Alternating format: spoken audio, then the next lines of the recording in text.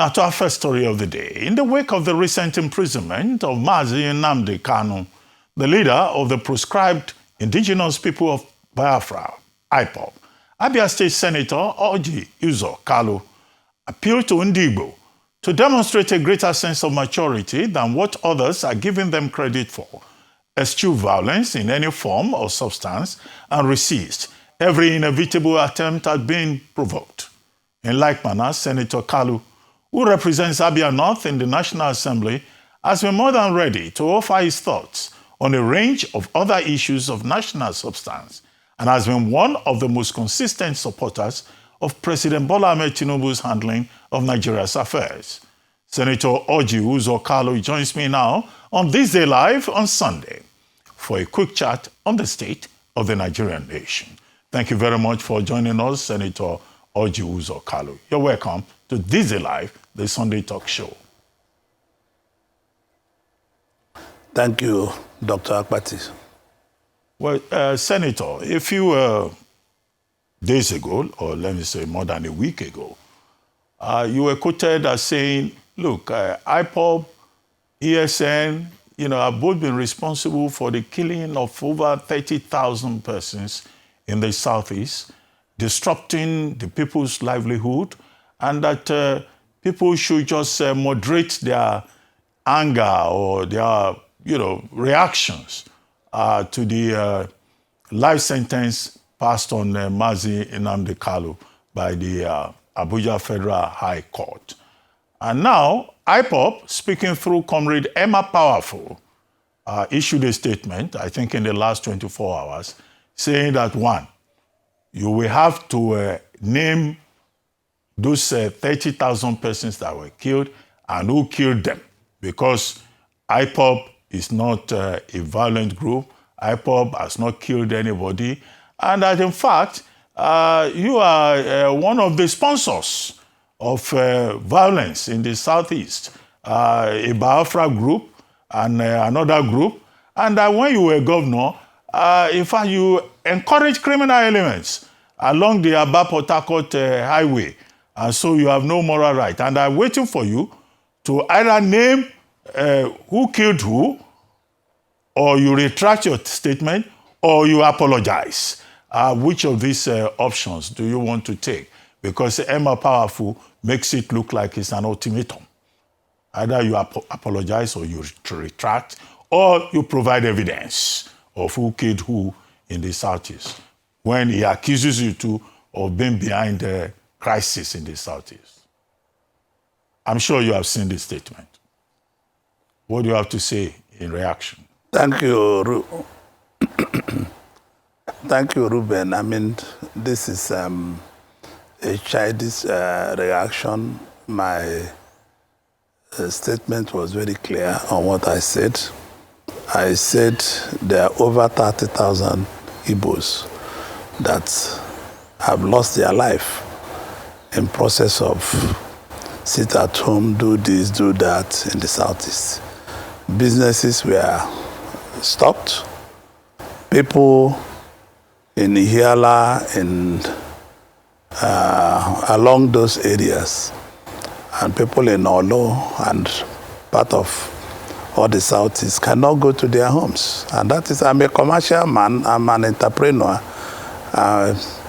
I don't want, if any man powerful is talking to you and issue statement, you should come on the television the way I have come to address you, that is a man powerful with clear identity of who he is. So these Igbos should not be taken for a ride or for granted. I sympathize solely with the families of Nnamdi Kanu and on what has happened to them. And I want the federal government and everybody to think on how they can resolve the matter. But also federal government and everybody should think on what happened to people that lost their businesses, people that lost their life, people that are brothers and sisters that have been killed, and all the rest of them is a statement of fact.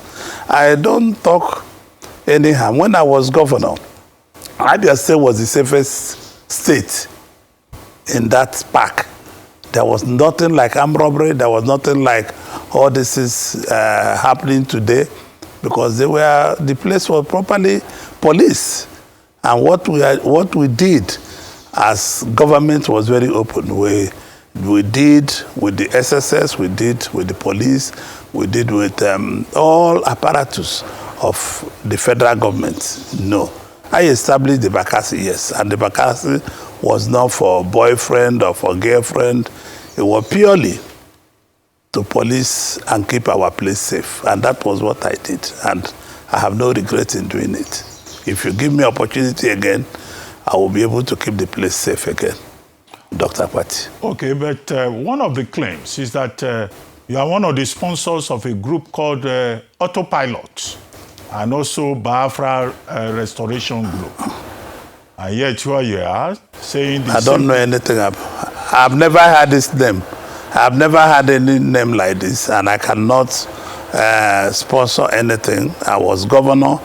I established the Bakassi, and the Bakassi was in charge. I think these kids should take Nigeria serious and take Igbo people serious. They should stop doing these things they are doing. We should be tired of this faction. We should think on how to move forward, how to use political solution to sort out the Igbos in where we belong today in Nigeria. Nobody takes the Igbos serious when it comes to this kind of things. These guys should stop this old-fashioned way of doing these things.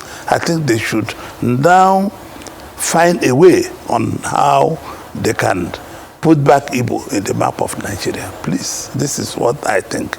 I don't want to, Dr. Akwati, to waste my time in answering frivolous questions with you. I thought you have invited me to your program to discuss things that are very visible, not that I'm no history in the world have me as a leader of any other thing than being governor of Abia State. Okay. Those, if a Mapowerful is alive, he should come unto me with you in a program and tell me where I established Autopilot. What is called Autopilot? I don't understand. I've never had that name before.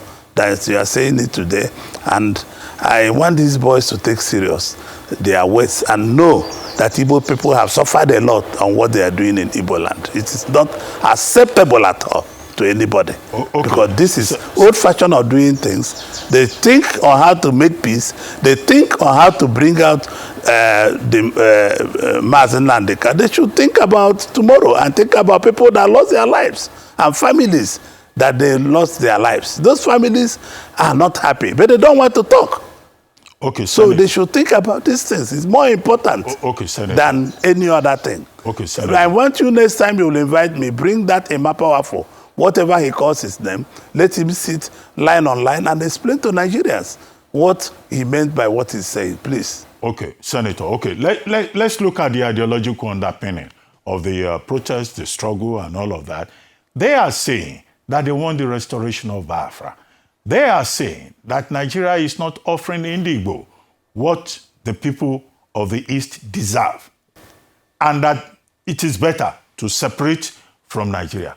It wasn't this the same struggle about the Civil War, you know, what General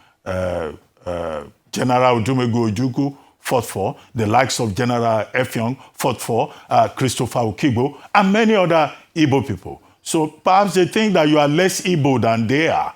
That's why you are criticizing them. No. Dr. Akpati, I'm well-blooded Igbo. I was with Ojukwu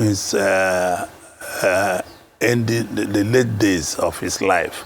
And Mrs. Bianca Ojukwu can testify to this, that I've always been coming to the general, and the general was coming to Igbere in my village to stay 2-3 days, some weekends and all the rest of them. And Ojukwu told me that the first one was necessary, that the second one is no longer necessary. And even if these boys want Biafra, who are you going to rule when you kill all the Igbos? When you stop all Igbos of doing business? When on Mondays, if you see people going out for business, you start pursuing them and killing them? I mean, it is not rational. It is not just nice. I thought with what happened to Mazinda and Kanu, what these boys should come together in a table and say, how do we get peace to resolve this matter politically and not still talking tough as they are trying to behave. And it's not rational at all for any right-thinking Igbo people who have lost family, who have lost businesses, who do not identify in anything Uli, Ihiala, all those areas. Nobody goes there.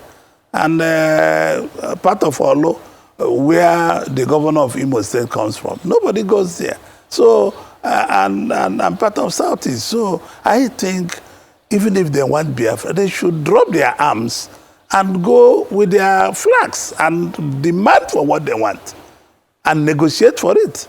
Talk for a referendum and all the rest of it, if that is really what they want. Me, I want to be in Nigeria where justice and equity prevails. I want to see Nigeria where goodness and love prevails. This is what I would like to see. Okay, Senator. Because even the man that fought for the world. Yes, go ahead. No, after you, sir. Yes, so even the man that fought the war, the wife is saying the same thing I'm saying. The Minister Bianca Ojukwu knows the thought of the husband. And nobody will believe on destruction of Igbo land. Enough is enough. Let us stop destroying ourselves. Let us stop destroying our properties. Let us stop destroying what we have. Look at, there's no more commerce in the entire Igbo land. How are we going to live? Things are difficult. Things are very bad for people living there. So how are we going to live? Okay. These are the issues. Okay, Senator, I feel so sad that these boys at this time is still talking about this kind of behavior. I mean, I think they should be change people to talk how we can negotiate with federal government to peaceful resolution of these issues. Okay, Senator, one more issue for you to clarify before I move into issues of security, relationship with Cameroon and ambassadorial list and all of that, is this. Your critics are saying that you are so supportive of President Tinubu because there is a battle in Abia State to see who is the biggest ally, the strongest ally of President Tinubu. And there is a competition between you, Honorable Benjamin Kalu, who is from Abia, who is Deputy Speaker, the Minister of Works, former Governor Dave Umahi, and then yourself. And that three of you are trying to outdo each other just to be in the good books of the president. Are you hustling, competing with these other two named personalities? No. Even the day before yesterday, I texted with Governor Umahi, and even yesterday I spoke to Ben Carlo. There's nothing like that. There's no hustling for what? I'm a senator, and I don't even come from the same state with David Umahi. David Umahi is clearly my friend, and we have been friends in the business world before we came into politics. And I don't see anything that Ben Carlo you are saying. Ben Carlo is like my younger brother. I put him in business. I put him in politics. So there's no competition whatsoever. There's no competition whatsoever. Nobody is competing with anybody, to the best of my opinion.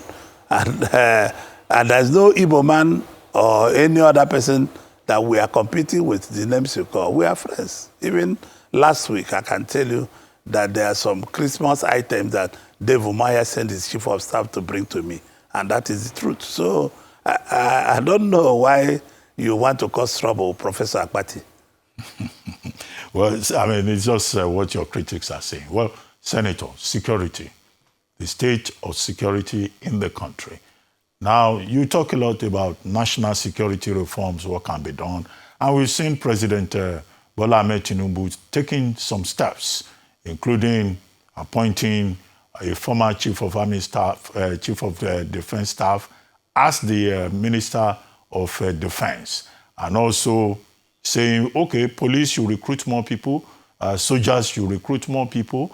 In fact, forest guards should be deployed by the Department of State Services. But some people are saying, if President Tinubu is proven incapable of addressing this challenge of insecurity, that he should resign. And there are people on both sides, Northerners and Southerners, who are saying the same thing. Do you think we have reached that point? No. Nigeria is a very large country, as I've told you in the past. The issue of Nigeria is continuous sabotaging one another. People don't believe in people. This insecurity have nothing to do with any particular person. It's just that we had problem with Mali, we had problem with like Libya. They opened up a part of Iraq and Iran, and all the arms coming from all those areas are turning back to Nigeria. So we are going to suffer these things unless all Nigerians come together to say we must report to our security agencies, report to people how we are going to solve this problem. This war is not only war of weapons, it's war of intelligence, where the Army, the Air Force, and the Navy, and all 42 related organizations that are made up of our both armed forces and other agencies will come together to say enough is enough. We'll be able to work more of intelligence. We'll be able to work more of cooperation. Intelligence is the key to everything we are doing, because stealing of our mineral is another thing. These people are not insurgents that they want to scare everybody away from where there's this mineral so that they can settle down to take away our minerals. So I think it's not only issue of President Tinubu. The governors are coming alive now. I'm very happy with what the governors are doing right away, because it is a duty of everybody to see that Nigeria is secured. It's not just that of President Tinubu. President Tinubu have done what things he should do. Like all those people criticizing President Tinubu, I don't know any new thing they will do. It's just that we'll continue to work with one another. People are sabotaging the effort of both the federal and state governments every day. But that is what politics is all about. Nobody is good in his back. Only in your front that you are good to other people. Dr. Patti. Well, Senator Kalu, you were part of a security assessment mission to Cameroon, I think, yes. Part of that team, we had Dr. Agbu Kefas, governor. We had Senator Abdullahi. We had, I think, the Speaker of Taraba State and your good self and others. Could you share with us some of your major findings on that trip, which took place just this past Friday? It's going to be difficult because this discussion between the Taraba State Governor and the President of Nigeria, it will be very, very unfair to reveal what their strategy will be to go over to some of these borders and what President is doing. But what I can tell you, that President Tinubu is putting everything he has on the table to make sure that Nigerian borders are secured, Nigerian people are secured, and Nigeria will move forward on how to go forward to be able to get Nigerians moving. Mind you, when you talk about this security problem, this is not the first time. Remember, I went to University of Maiduguri, and I can tell you that when I was there, for 2 months we were blocked out because of Maitasine. So it's the same thing. They came in from outside the country to attack, started burning people's houses. It's just the same thing that we notice. You know, the essence of the fall of Mali, Libya, and part of Iraq and all those areas, the leaders that were no longer there, is also a major problem, because these leaders were able to hold this axis firmly before anything was happening. Well, Senator, do you believe that there is Christian genocide in Nigeria, as alleged by President Donald Trump? You are a Christian yourself. Do you feel persecuted? President Trump was very right that Nigerians are being killed. What I can say, and one of our highly revered priests, Bishop Coker, Matthew Coker, has also reaffirmed what I'm telling you. In the Catholic Church, we are not playing politics with human lives. We can say the truth, and whatever our chief shepherds, whatever the chief shepherds are saying is also what we believe in. I believe that Nigerians are being killed, whether they are Christians or Muslims or anything. The terrorists knows nobody. If the terrorists go to Abia to kill today, they will kill Christians. If they go to Zamfara to kill, they will kill Muslims. If they go to Katsina to kill, they will kill Muslims. If they go to Benue to kill, they will kill Christians. If they go to Benue and part of Lagos to kill today, they will kill mostly Christians and Muslims jointly. If they go to Ibadan to kill, they will kill partially Christians and Muslims. So these are the issue. The killing is just out of wickedness to destabilize Nigeria, to kill people, innocent people that have no arms, innocent people that they have no right to kill the way they are killing them. Okay, Senator, let's talk about the ambassadorial list. One of the names on that list is your daughter's name, Neya Kalu. And some people have been saying, oh, why is this list a political IOU list?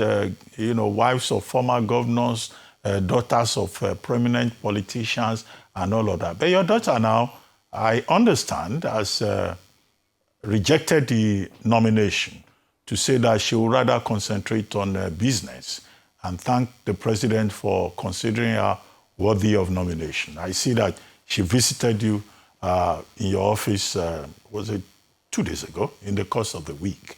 Now, were you the person who advised her to reject the nomination? Because, I mean, once you become an ambassador, you are an ambassador for life. Big title. But did you force her to reject the nomination? Dr. Akpati, I cannot really answer that question because I have not spoken to my daughter. President is president of Nigeria. President has made appointment. It's left for Neya Kalu to decide whether she wants to work or not. It's not my duty, and I've not heard that. You are just telling me. I don't know where you got your story from, but it depends on Neya Kalu. She's a very successful businesswoman. She's doing very well. She's a good mother. She takes care of her house. She's a good family woman. And I think she's an adult. She ought to make her decisions. She's gone to one of the best schools in the world, and the decision is hers. And, she's also a Gen Z. And Gen Zs make their decision without putting anybody to notice. But as you told me now, I'll give her a call and I'll know what has happened. But okay. President Maidu have told you in this show before that Neya Kalu and Zina Kalu live with President Tinubu. He knows them, the First Lady knows them. So it's not an issue of where you stand or where you don't stand. Don't put me to be in headlong with my leader, my friend, and the political leader, and national leader, and the leader of our country. So, you journalists are always looking for trouble. So if you know where you get your story, you go there to verify your story. So I'm not part of that your story, please. Okay, if I may push my luck a bit further. I mean, on your Instagram page, you met your daughter in your private office, I think about 6 days ago. And you even mentioned in the post that she's ambassador designate, Neya Kalu, meeting with me in my private office. I don't want to, well, maybe you don't think it's right to ask, what did father and daughter discuss? You didn't discuss well, it's personal to our family. Listen to me, I thank the president for the honor she did to people of Abia State. I thank the president for the honor he did to Obo people. I thank the president for the honor he did to Ibere people. And I thank the president for the honor by bringing up my daughters in the list for the honor he had done to entire Igbo people. She's a young coming woman, and her decision should be where we discuss and what should be her final decision was not said to me. I don't know why you are talking. I discussed with her, yes, on many issues. Okay. Including the future of our business. Okay, but what do you think generally of the controversial nature of the list and the expectations of Nigerians? Say it again, please. I didn't hear you. What do you think of that list of 68 names and the expectations of Nigerians as to what the Senate should do? I'm not going to say what the Senate will do. I'm a one-man in the Senate. Senate is 109 members, and President is President of Nigeria. President have a right, so it is full right, to appoint anybody he likes. It's them to, the country is posing those people to say, no, we don't want you or we want you. It's not, the president have a right to appoint friends and enemies and people that he likes and people he doesn't like. I mean, this is a political appointment. The president have exercised his right. And in anybody that the Senate found wanting, that didn't comply with the rules, and the Senate will react. I can tell you that we are not going to sit down and look at it. But after a pattern, anything that is brought by the president gets easy passage at the Senate. Do you think that there will be any difference this time around, or the senators will just say, "Oh, the president has exercised his right; it is his prerogative, and the list has been endorsed, confirmed"? No, Dr. Akpati, the way you look at the Nigerian Senate is not the way it is. Mind you, you've known me for over 30-something years closely, and you know that what I don't agree with, we don't agree. Sometimes when we see president, we disagree with him and say, this is not this.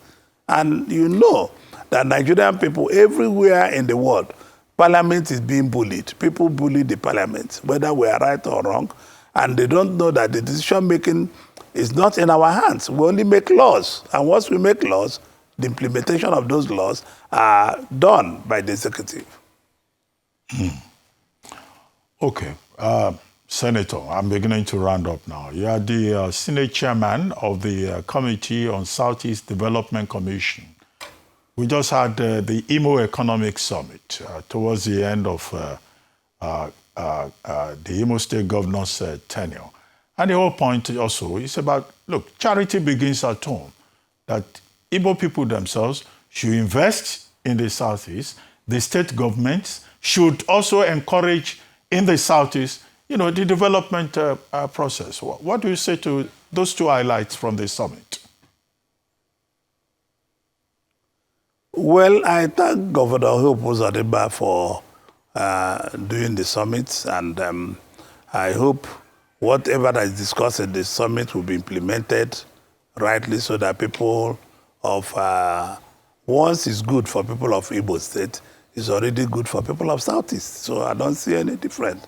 And I also still believe that people should pay attention more on local industries, like we are doing in our village today, we are doing it everywhere. So people should pay attention to build new things. The summit was well attended, well structured. I congratulate the governor and his team, and I want to see more things that will come out of that summit. Nigerians, we should implement what we believe in at all times, so that we can be able to get the benefit of having summits. Well, Senator, I'll let you go now. But you've been in politics since 1998, 1999. You've been governor, you've been senator, you've been chair this, you have received national honors, you have all of that. And you have people like former Vice President Atiku Abubakar, who are still moving from one political party to the other. Now, when will your generation begin to groom the younger generation to take care of our future? Because many young people think that, your generation should just leave the stage for them so that this country can move forward and people will no longer be changing political parties. Well, Dr. Akwati, President Trump is 79 years old. I'm just 65.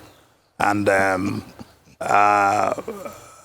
President Atiku Abubakar, you called, is just merely like 79 or 78.